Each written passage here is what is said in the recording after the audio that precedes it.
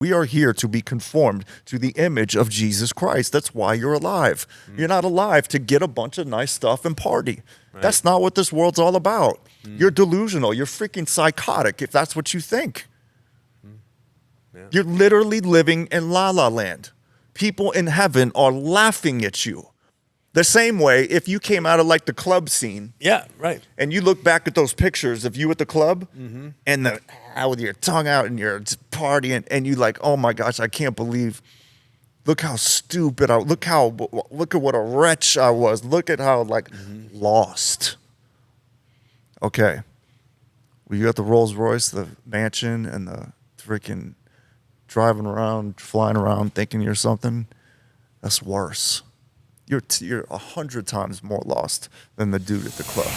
We believe that you are strong by design, and you were made in God's image to have a strong body, mind, and spirit.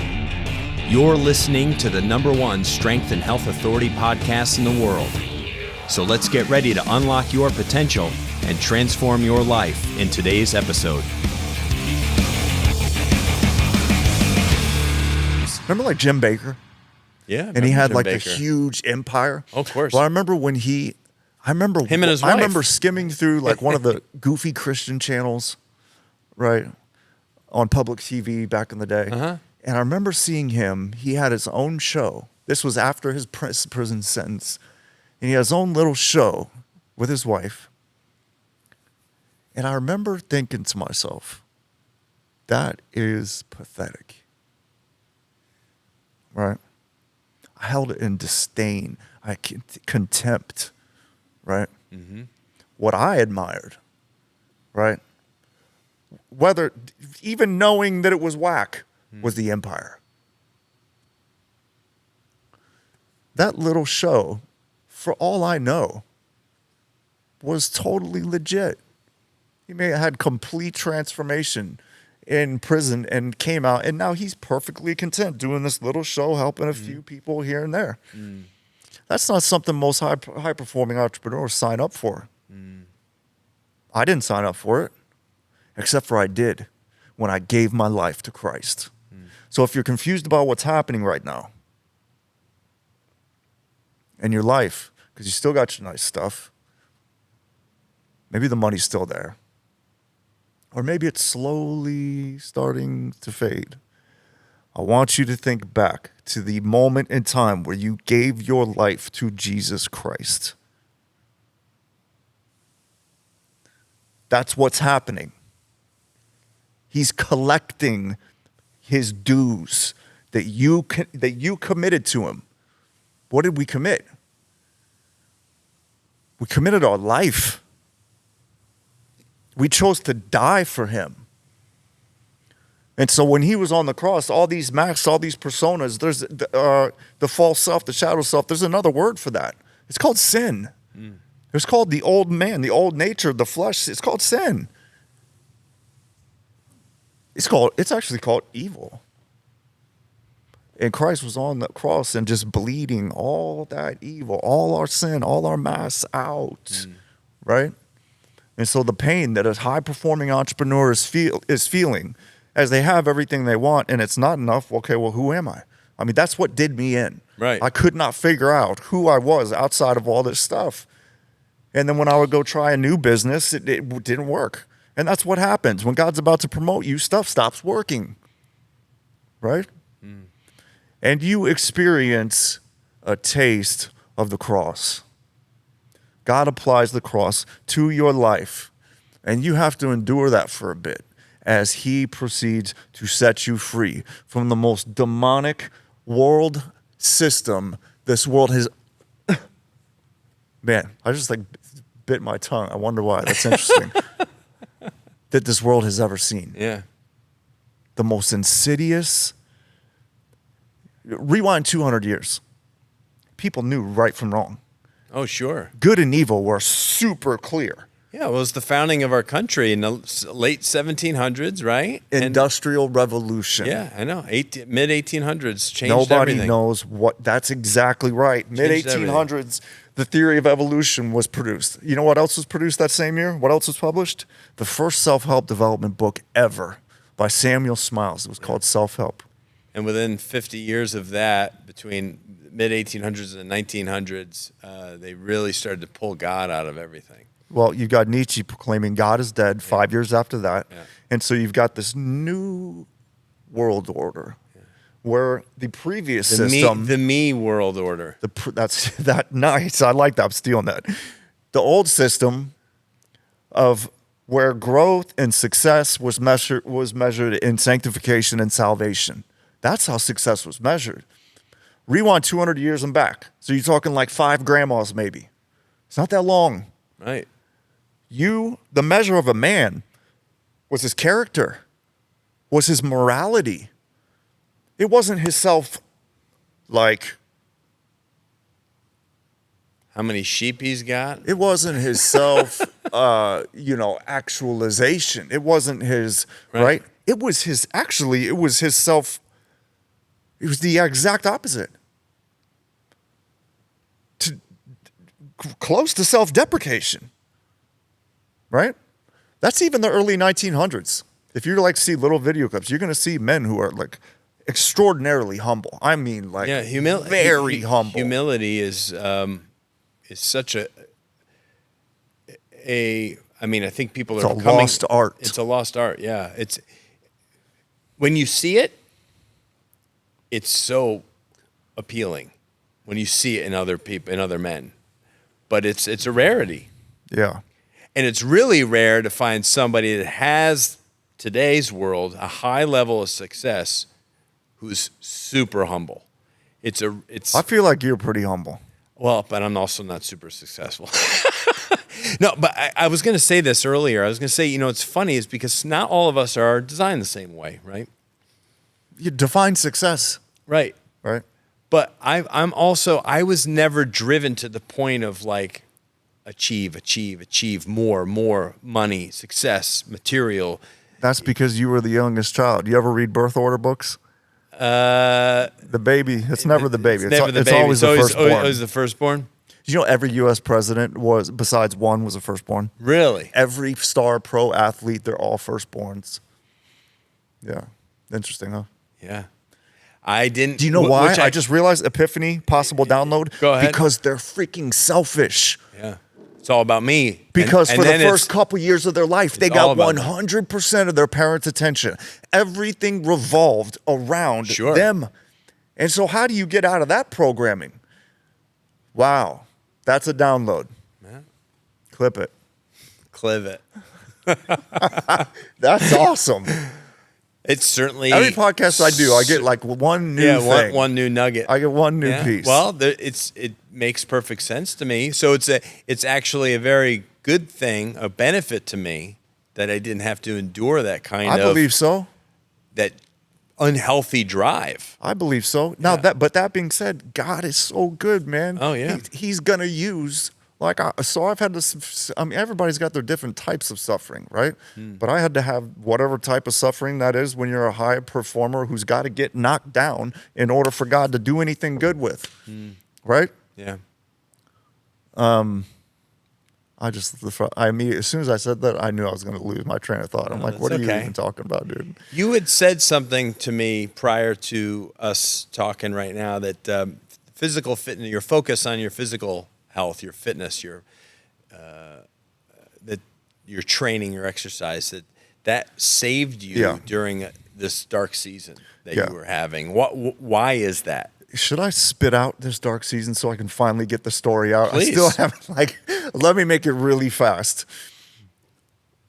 For years, I endured the pain of this vocational identity crisis, of maintaining my standard of living, although it was going down little by little. And Satan's smart. He didn't hit me all at once. He didn't just rip the rug out from under my feet because he knew that would drive me straight to Christ. That's not going to do any good. He had to pull little things at a time, over time. As I look back, it was over a decade. God's got a plan for your life. Well, Satan's got one too. And I guarantee you're not going to see it until it's too late, which is why you need community. I can spot with a lot of our guys in our community, I can spot it. I'm like, bro, what you just said is awesome, but look out for this right here. right? Make sure this doesn't it was so painful for a man to not know what he's supposed to be doing. For me personally, I don't know of any greater pain. I've had 5 back surgeries. Like what do you call it? Debilitating. What do you call it? When you're like basically you can't. You're not functional. Deconditioned? No. What are you talking about? Debilitated. Unhabilitated. Oh. What's the word I'm looking for? I don't know. Oh. I couldn't. I worked for 3 years from bed. I couldn't stand. I couldn't sit. Debilitating. Thank you. Gosh, Gotcha. cut that. Don't let anyone ever see that. Cut that Actually, part. keep it. I love it.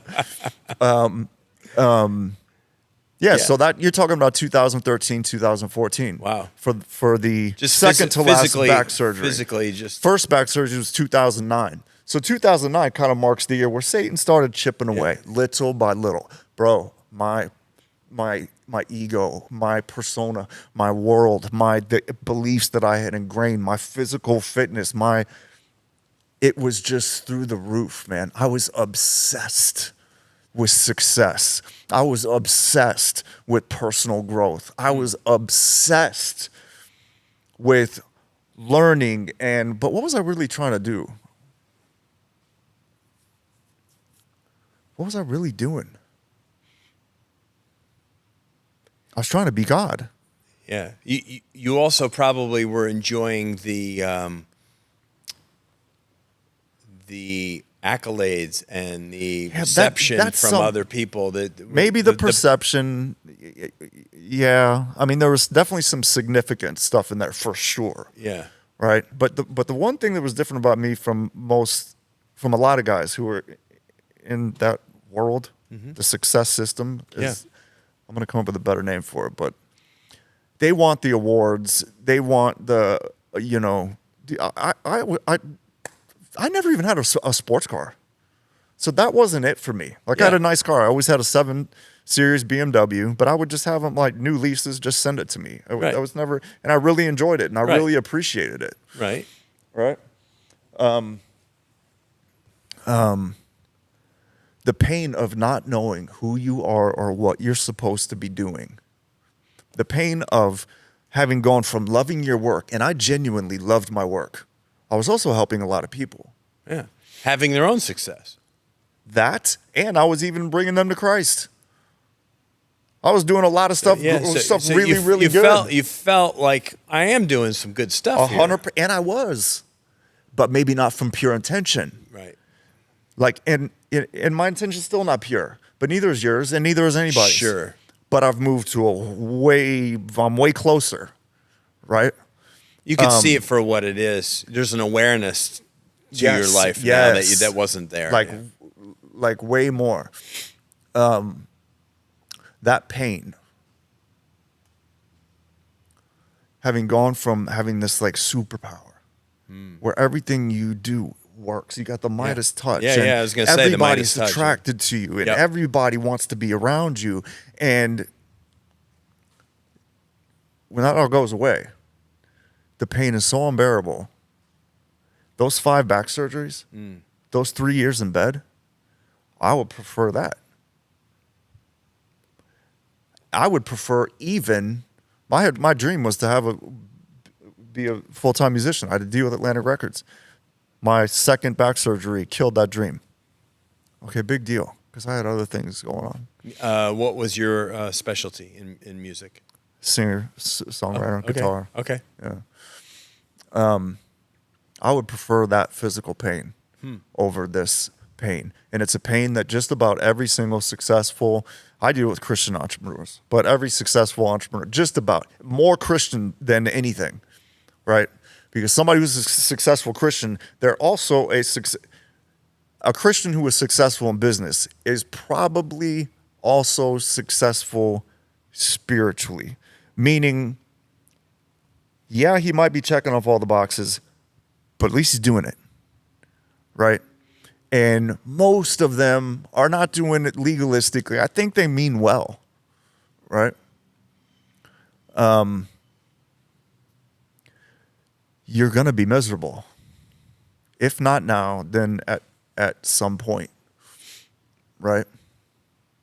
And in this dark period, you I were just in started- physical discomfort. That pain finally, I finally got a back surgery. Yeah. that worked. And to your point, what you're saying, the physical fitness part of my life, dude, my diet and exercise routine was so hardcore. Like, I didn't have a molecule of dairy or gluten in my body I remember at one time that was my diet for 5 years straight. Vigilance. Like, I think my supplements were about $2,000 a month. Blood work quarterly, like $5,000 panels or whatever the heck they were. Food allergy panels, all the time. Everything I did big. And that's why when I fell spectacularly. Right. Absolutely, positively, spectacularly, to the point where I lost my wife, kids, mansions, other houses, reputation. I had a really good reputation. I had to lose that reputation in order to be humbled enough for God to do anything sustainable with me. Right. Was there addiction involved in this? Yeah, I was addicted to prescription Adderall. Initially that you were taking because ADD. Okay. And initially for a But were you taking other things that were pain related drugs for your back? That was never an issue for me. So this is more about just taking Adderall just to keep you. But let's go. Yes, Yeah. But then at a certain point, things were just so horrible. Like, I just could not take it anymore. Wow. That I started abusing it. Yeah. I started taking a little bit extra because it made me happy. Wow. Just covering up. I didn't know what else to do, man. Like, I didn't know what else to do. Wow. And it was just a downward spiral. And so, yeah, man, I lost everything. So it took several years, it sounds like, for it to get to that point. And then several years afterwards. Yeah. For me to finally come to my senses. Wow. It was a solid 7 to 10 years. Wow. Of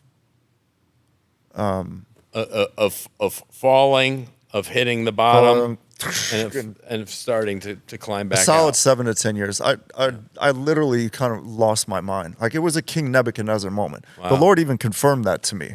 I would every once in a while I'd just flip the Bible open to see where it lands.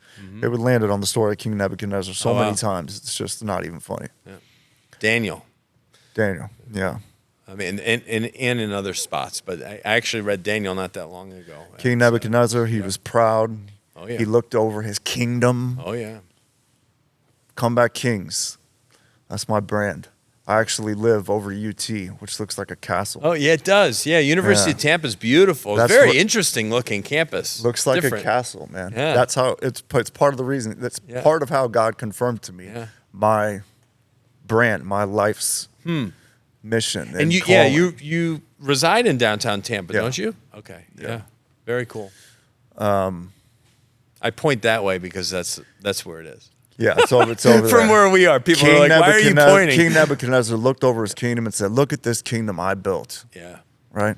And most high-performing entrepreneurs are looking over their businesses. Look at these businesses I built. If God loves you, he's going to rip them down. Or rip you down. Or both. You know. And it doesn't mean, I think there's so God took his mind, not to cut you off, but he took his sanity, drove him out into the wilderness for 7 years. Yeah, I remember. Now, I remember reading that and thinking to myself, you know what? I'm pretty sure that's me right this moment. You know? And what do you know? Like 7 years later, I've come to my senses, and it took about a year of doing what I now take men through, which is this process of building a personal brand in order to find your purpose. Build back your confidence, your self-esteem. Basically build your personal brand in order to rebuild yourself. And not to make, I also don't want to make success necessarily the bad guy. It's okay to want to achieve. It's okay to want to get to another level, attain a new level. For the right reason, yes. But what's the reason? To glorify God. Right. And I can promise you that is approximately 0.01% of all Christians' motivation. I'm sure. Yeah. You know, it's definitely not currently my 100% motivation. Right. Of course. You know, but I want it to be. I'm praying for it to be. You know, I'm definitely more at the spot where, like, God, whatever you want Comeback Kings to be, whatever sort of life I'm supposed to live, however much stuff I'm supposed to have or not have, like, let's go with that. Yeah. You know. Well, I'm glad that you've had this clarity and that you are living in a place of purpose that's not predicated on more. It's more about how many people can I serve. Yeah. And, you know, our core values, I think I shared those with you. We have 7 core values at Critical Bench, and they're passion, integrity, gratitude, service, positive attitude, decisiveness, and faith. And we have a definition for each of those and how they come together very nicely, fit together. And in fact, when we came up with those core values, it was the same day that we came up with our mantra, Strong by Design. This is years before the podcast started. So this would have been probably 2016-ish. And about 2 years later, the podcast started. And we're like, well, dude, I think we know what the name of the podcast is going to be. That's easy. Made in God's image to have a strong body, mind, and spirit. And that's why we have conversations like this, because we're typically tapping into one, if not several, of what those core values are and how and there's other words that you could use in place of some of the ones that we picked. But overall, what's the theme of those things, right? The theme of those is mostly biblical. Yeah. So that we're standing on the word in all of our decision making in the business. When whatever we're going to create, whatever we're going to promote, whatever we're going to do this project or work with that person. So when it comes to relationships, we have a filter mechanism. Does it align with our 7 core values? Yeah. And if it doesn't, it's not going to fit. It's not going to work. Same thing with who we hire and who we fire. We have a very kind of grueling hiring process for our small company. We don't have 20 some odd people that work for our company in the building, but externally, virtually. And we have them jump through hoops because you're going to catch people if they're not aligning with those core values. Slow to hire, fast to fire, right, in life. That's how we have to be, I think, with all our decisions, with who we connect with, who do we socialize with. Yeah. Don't make somebody your best friend after day 1. Yeah. I make decisions much slower now. Get to know.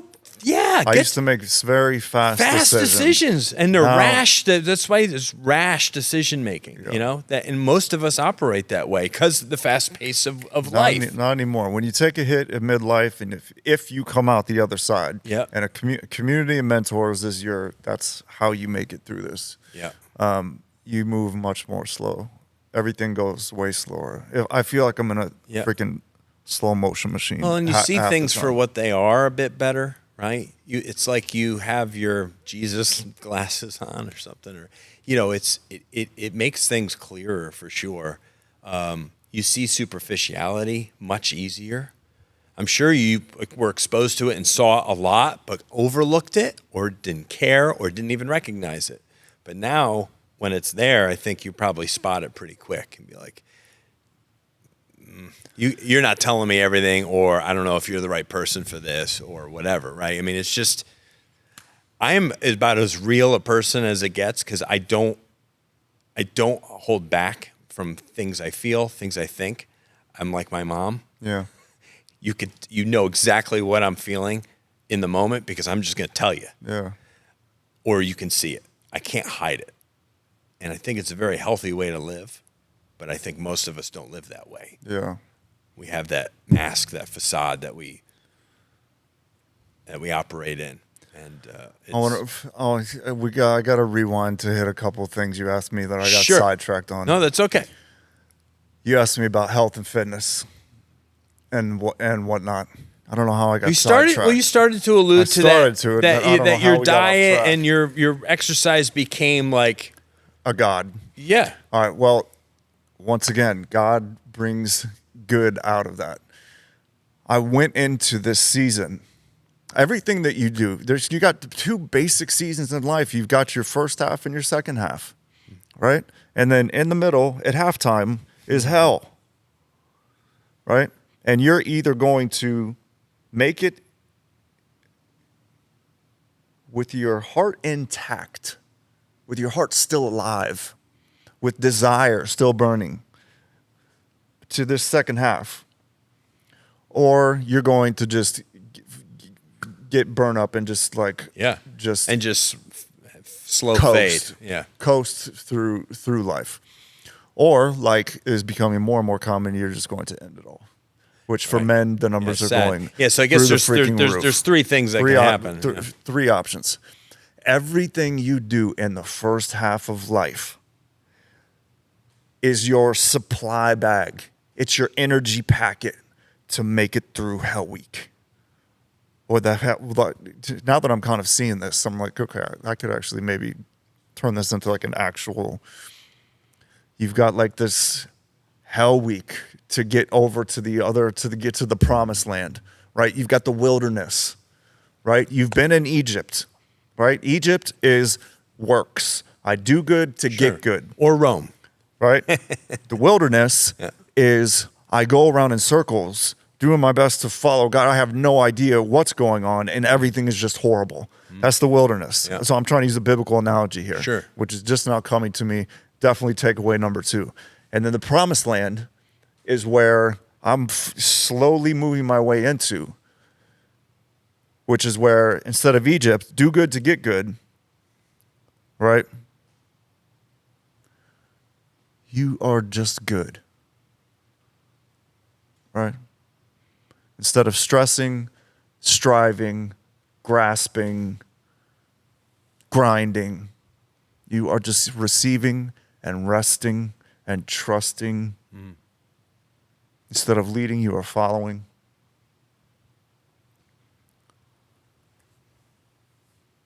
There's a much more peaceful way to live. Yeah. The world does not celebrate it.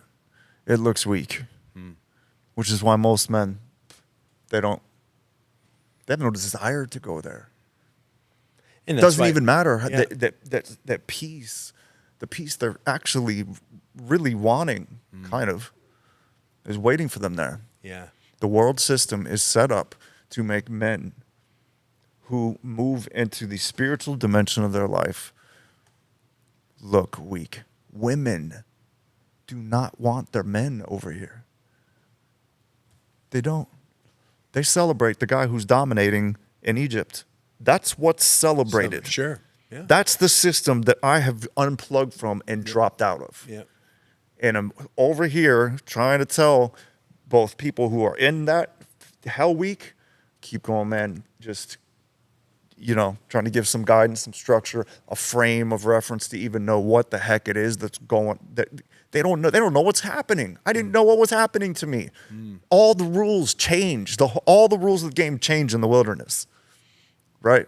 Yeah, the compass didn't work quite the same. It's so disorienting. You don't know up from down. What used to work doesn't work. It's like you have to be dismantled in order for God to reveal your true nature in Jesus Christ. That's the goal of life. We are here to be conformed to the image of Jesus Christ. That's why you're alive. You're not alive to get a bunch of nice stuff and party.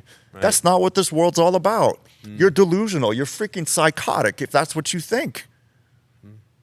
Yeah. You're literally living in La La Land.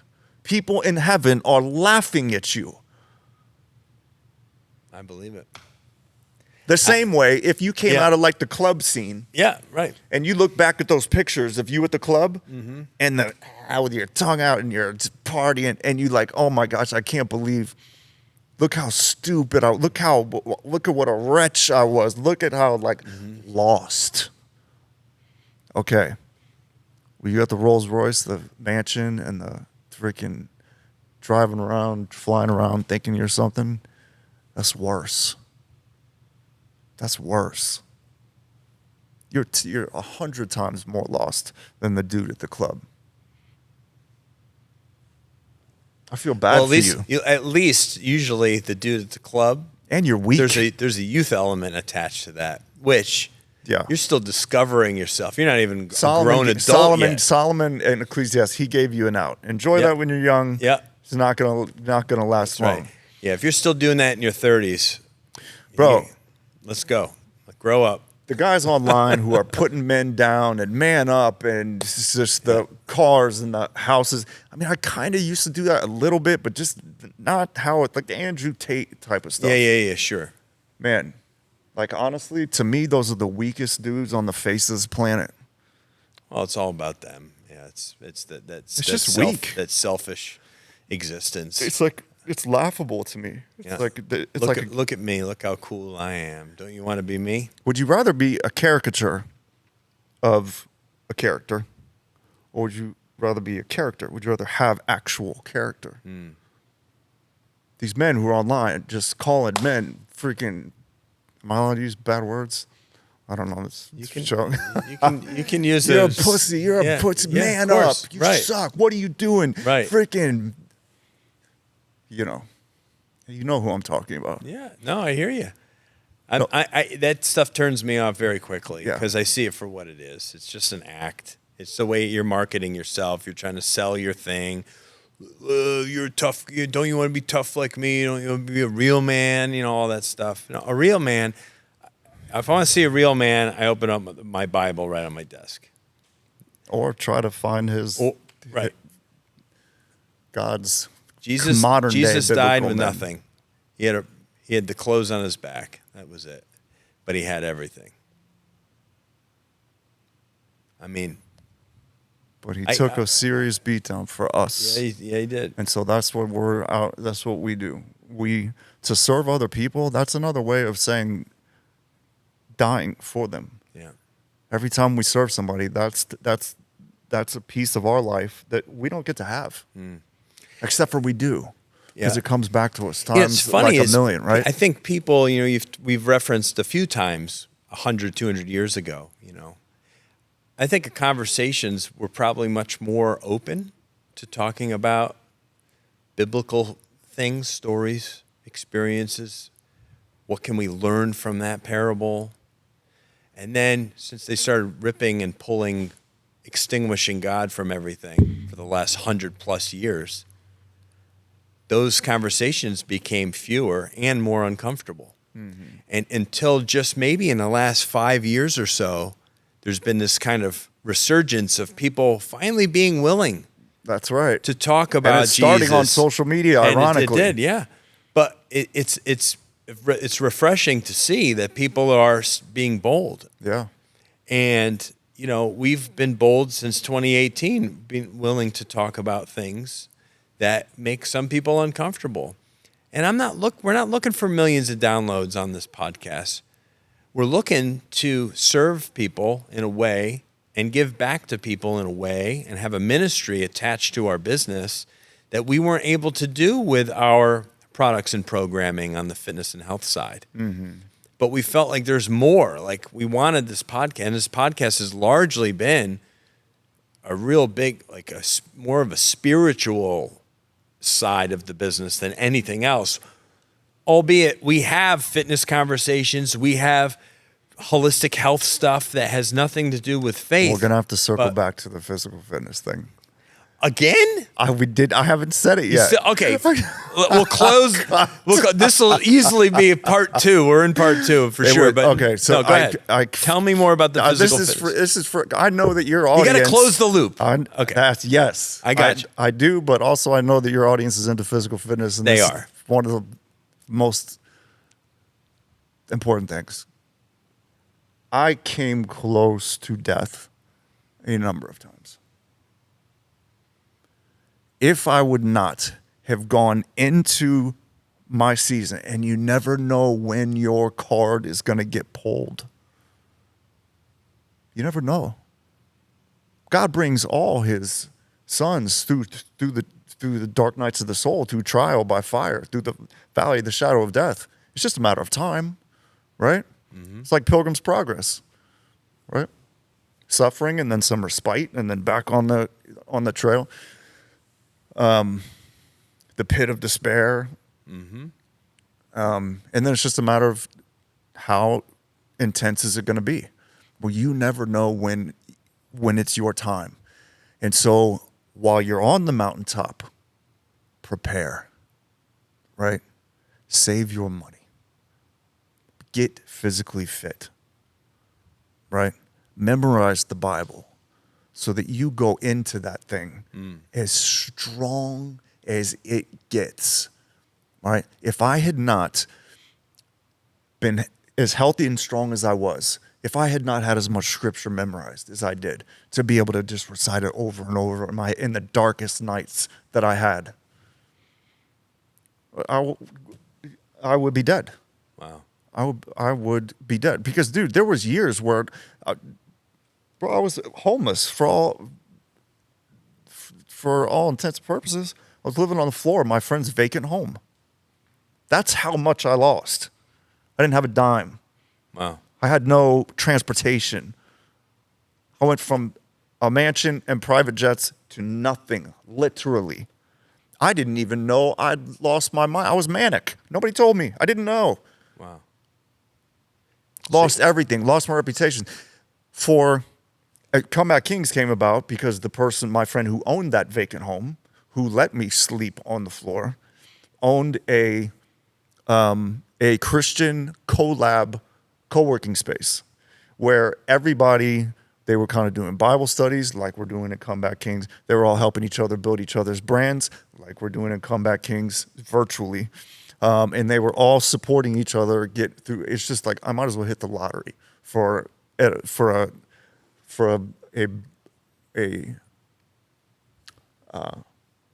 what do you call it? Rock bottom moment. Yeah. Okay. Well, that's another thing. Your social capital going into this, everything that you've built up that first half of your life, man, all the money that you give to the kingdom, to other people, all the service that you give to other people. I took such good care of people that first half. That is what will get you through Hell Week. That's what will get you through the wilderness into the promised land. The amount that you give, the amount that you grow, and God's a big fan of growth. It's just the problem is when we are doing the whole personal growth thing, our pride comes along for that ride. Of course. And so the wilderness is all about stripping that pride off so that the good part of the growth can keep going. Right. Right? But man, I went a year eating freaking donuts and pizza, dude, like at a 7-Eleven. Because that's all I could really get because it was right next to the collab. And so you were just penniless, jobless? Well, I had a job there. But that's okay. the first job I had, making practically nothing. Yeah. It was the first job I had for 25 years. Wow. I was an entrepreneur, a serial entrepreneur. For me to work for another man. Right. It's like God humbled me in every way that everything that I held in contempt going into that, God made me do it. I held realtors in contempt. I was in the real estate world, investor. He made me become a realtor. I held, just go down the list. I had to do it all. Right. I ended up having to run one of my fitness centers that I owned, which I'd never even seen. I didn't even know where it was. I had somebody else running it. And that, as things were declining, it's interesting how life will kind of mirror what's going on in your life. You'll watch other people declining. Pay attention to everyone in your world. If you start to see everybody kind of on the decline, if bad things are kind of happening to everybody, take a look in the mirror.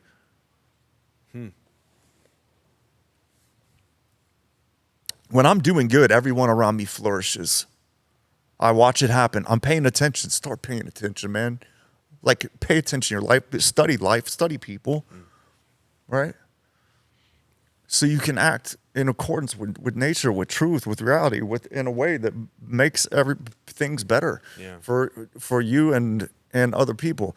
Man, oddly enough, the one of the partners in my fitness centers, she started like having mental problems herself. I think it may have, well, let me not get into that. I found out she hadn't been showing up to the gym. So I had to go out there for the first time ever, work at a physical location. And I remember, and this is when you still owned it. When I still owned it, but that was one of the things I held in contempt. Franchise owner operators. Right. I was the investor. I was the passive investor. I'm better than that. That's right. Okay. Until it was me on the floor, on my knees, plunging the toilet and I thought that was my rock bottom. I'm like, okay, God, this has got to be rock bottom. Please tell me. No, dude, that's before I was homeless. That's me with instead of an 8,000 square foot house, was it a 4,500 square foot house? And instead of these, it was just a slow downgrade. Yeah. Until, and guess how many times God's going to freaking downgrade you? If he's got a plan for your life that in the grand scheme of things, you're going to move along with. He was helping you upgrade for a long time. That's correct. Theoretically, right? He's in charge of all this stuff. He's in control of all this stuff. I owe my success to him, and I am grateful for him orchestrating my failure. Yeah. Or just facilitating it and giving me a soft landing, as it were, because it could have been a whole lot freaking worse, man. Right. There were automobile accidents involved. There was life or death situations, all of which I walked out of without a scratch. Yeah, a lot of things not going your way over a period of years. Any one of them could have taken you out completely. Absolutely. Yeah. God is going to keep removing things until you freaking tap out, man. Ultimately, he's in control of when you tap out. And by tap out, I mean surrender. Right. Enough is enough. I'm done. Wave the white flag and realize the truth. And what's the truth? You are not in control. You never were. You are not. You never will be. God is. And until we get that right, nothing's going to make sense. Everything's going to be frustrating, and anger is going to be a constant thing because we want this, but we got something blocking it, right? You got to just let go, And if I had to guess where I'm headed, I mean, my life it's already better than it ever was.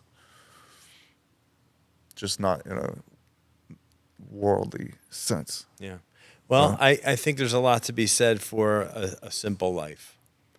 And it's interesting you said that. Yeah, because we want our lives to be big and bold and amazing and jaw-dropping to other people. The pressure is unbearable. It's unbearable. That's why the self-help industry exists. Yeah. Is to make that whole freaking. But they create their own problem. Yeah, it's in a lot of ways. It's a very hard way to live. All the mantras and all the this, that, and the other. Dude. I mean, you can get caught up in that world. You can get caught up in the church success system. I'm sure there's a lot of people out there who've gone to every Tony Robbins event and every this event and every that event, and and I want to be around these people, and I get to be around those people, and I've spent thousands and tens of thousands of dollars and where are you? Where are you in your life? How has it made your life better? Yeah, and I don't even care where you are, if that's good or bad. It's irrelevant. Whose are you, and what are you doing it for? Right. Yeah. Right. When I saw that Tony Robbins I'm not saying anything. Neither am I. But I don't want to bash him. Yeah, it's not about that. He's done some great things, but yeah, I saw that Tony Robbins documentary. You know what I'm talking? You know what I'm saying? I think it's called A Date with Destiny. Oh, okay. And at the very end, I think I saw part at the very end. Everybody's like high-fiving and hugging. Yeah. And all I saw was despair. All I saw was hopelessness, emptiness, because it's not based on anything real. Right? Anything not done for Christ will not last. Right. Only that which is done for Christ will last. Right. All right. So the question is, what is your real why? Yeah. What are you doing? What you're doing for? Right? Do all that you do, whether you eat or drink or whatever you do Do it for the glory of God. Do it for the glory of God. Yeah. That includes work. That includes succeed. That includes everything, right? Yeah. It's good. Obviously we've talked about a lot. We've been kind of all around the map of your life of the last 25 plus years. And, there's a lot to get out of the things that we've hit on here. I think ultimately it's reflection that everyone needs to devote some time to thinking, to what you're finding purpose in, and to where you're finding your identity. That's it. And who are the people in your life that are holding you accountable, or and if you don't have those people, then you need to find them. Hit me on Instagram. Exactly. Is what you need to do. Comeback Kings. Yeah. But stripping away rather than adding in sounds like a really good thing. Mm-hmm. I think most of us need to strip away some things so that we can hear his voice, that we can be in the Word, that we can have room for him, make room for him. We've done a great job of making time and making room for all these other things that we think are so important that aren't. And I think you don't really have these aha moments or these light going on moments until you get to that midlife time. Or just some sort of crisis. Or some sort of crisis. Yeah. But I think it does happen in those later 40s or 50. There's a big one waiting for you there. Yeah, I think so too. And it can be smaller for some of us, depending on what mountain we've decided to climb in life. Agreed. Some mountaintops are not as high. And how many talents God gave you. Yeah, exactly right. And talents not by talent, but by of course. What he's given you, to steward in life, right? Yeah. Yeah, you referenced it at some point, I think it was at Romans 9, where Paul's talking about the Claymaker.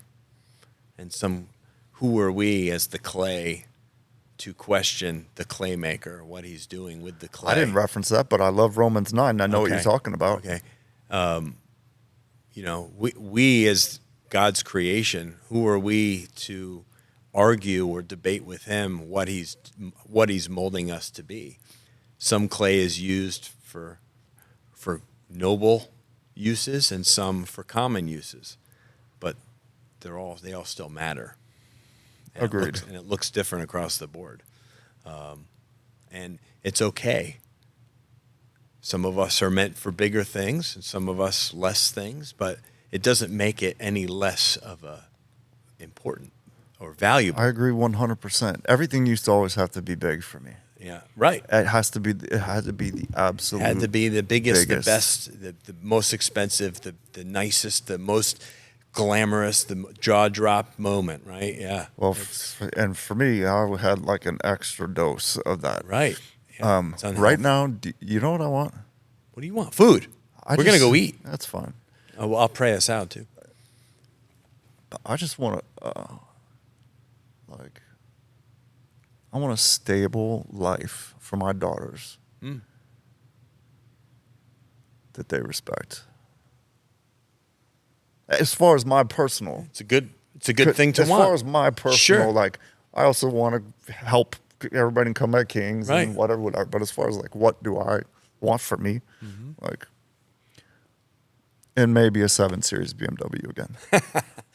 And that's okay. That's okay because it used to be a Rolls Royce. Yeah. I don't need that anymore. Yeah, no.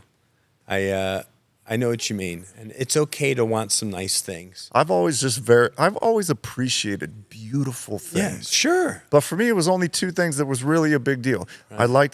I always liked to have a nice home and a nice car. And I truly enjoyed it. Sure. This was before I wasn't even showing people pictures of it. But seeing it for what it is yes. is different. When I lost it, yeah, I honestly didn't care.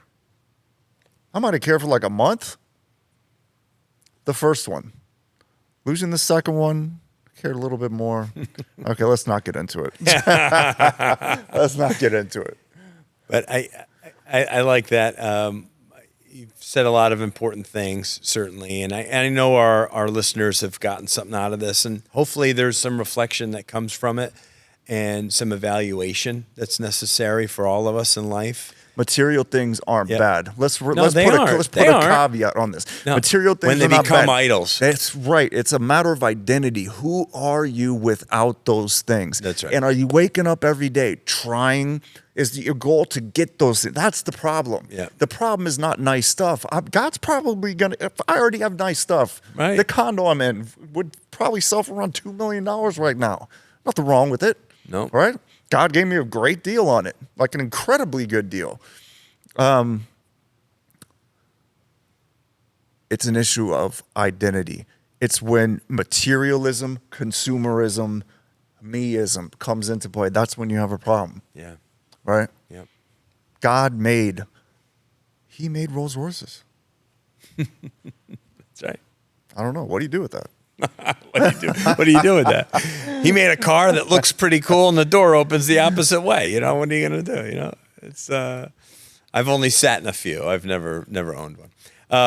Well, no, this has been great, Preston. We really appreciate you coming here and kind of just emptying yourself, revealing yourself, and learning from your experiences. Hopefully someone else listening doesn't have to make some of those. They can catch themselves. That would be They nice. don't have to let it get to that rock bottom moment where they're losing family or they're losing children or they're losing their homes. I mean, ultimately, that's what If you what are we're hurting, trying to do. Yeah. reach out. There's things that can be put in place to mitigate absolutely everything. What's the best way for people to reach out to you? My for Instagram, comeback? Preston Ely. Preston Ely. That's it. That's it, baby. PrestonEly. Everything. I don't do funnels anymore, bro. Okay. I don't do funnels. I was one of the. Yeah. I was a good marketer. I believe you. I've made a funnel or two in my day. I'm trying to. I believe my it. ego wants to just. No, it's okay. It wants to spit out all my. Your ego needs to go eat. We're gonna go get a bite to eat together. Okay. I think everything I do now is one-on-one. It's talking to people. Yeah. One-on-one. That's so great. if you need help, So they come hit me, directly hit to me, you. and we will have a conversation. Okay. That's it. All right. Love it. Thanks for having me, man. Of I course. appreciate it. Oh, it's been a pleasure, man. Yeah. It's been a pleasure. Ladies and gentlemen, we appreciate you tuning into the Strong by Design podcast. I'm going to close us in prayer because I didn't open us in prayer. Yeah, like we talked about. That's why we go a little bit. I knew something, and I knew it was the prayer. Something was off.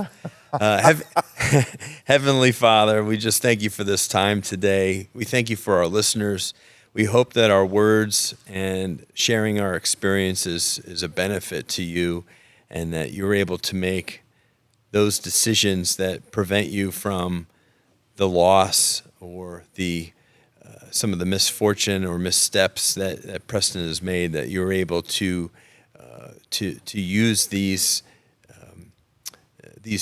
experiences that he shared today on today's episode to make adjustments in your life, to surround yourself with people that you trust, that'll hold you accountable and move you in a direction to finding your true purpose and your true identity. And we just thank you in Jesus' name. Amen. Amen. All right. We'll see you next time on the Strong by Design podcast. Later. Thank you so much for listening to the Strong by Design podcast. If you found value in today's episode, please subscribe so that more people can find out about our show. Plus, you don't want to miss any future episodes with the amazing guests and topics we have lined up for you.